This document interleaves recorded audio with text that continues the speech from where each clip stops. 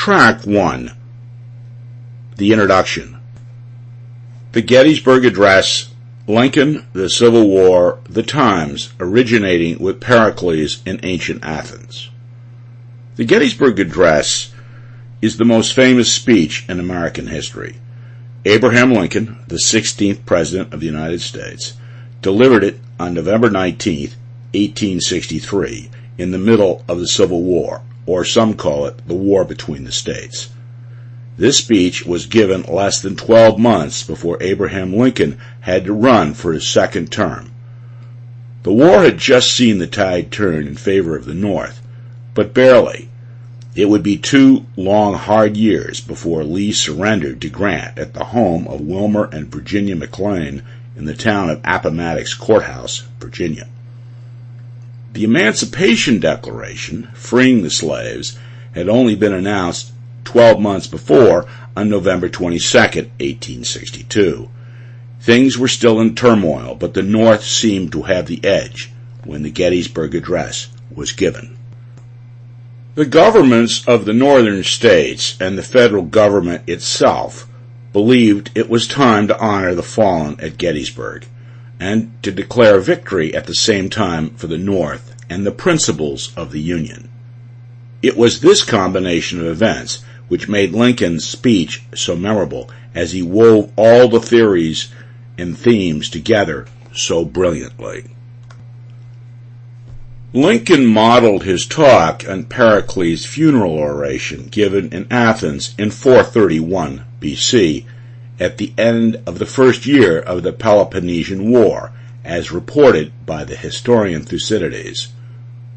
Lincoln looked back to the last democracy before that of America, over 2,000 years before.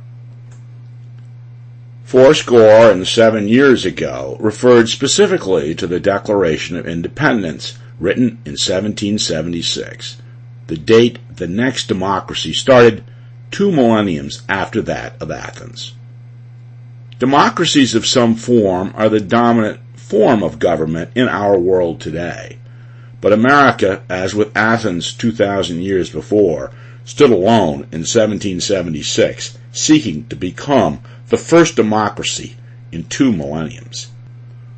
America started on this great quest and change in government style just 87 years before the Gettysburg Address was given by Lincoln. In less than 100 years, the first democracy in the Western world since Athens was in danger and threatened to go asunder or fall apart during Lincoln's presidency. It was in this momentous context that one of America's greatest presidents stood up and delivered a resounding but brief speech considered the finest in American history. The Bill of Rights and the 17 other amendments to the Constitution. Track 1. Bill of Rights, General Contents. The Bill of Rights contains the first 10 amendments to the United States Constitution. These amendments serve to limit the power of the federal government. They serve to protect the rights of citizens, residents, and visitors. Among the rights are freedom of press, religion, and speech, the right to keep and bear arms, the freedom of assembly and petition, and the rights to be free of forced self-incrimination, cruel and unusual punishment, and unreasonable search and seizure. The Bill of Rights also explicitly reserves all powers not granted to the federal government to either the people or the states.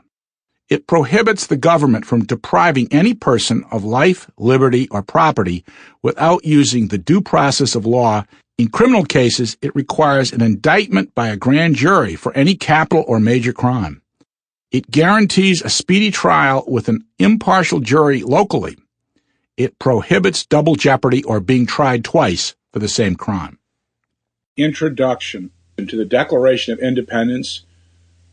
Thomas Jefferson, the colonies, other writers such as George Mason that wrote the Virginia Declaration of Rights several months before the Declaration of Independence itself. In this introduction, we want to talk about the 15 areas that we're going to discuss.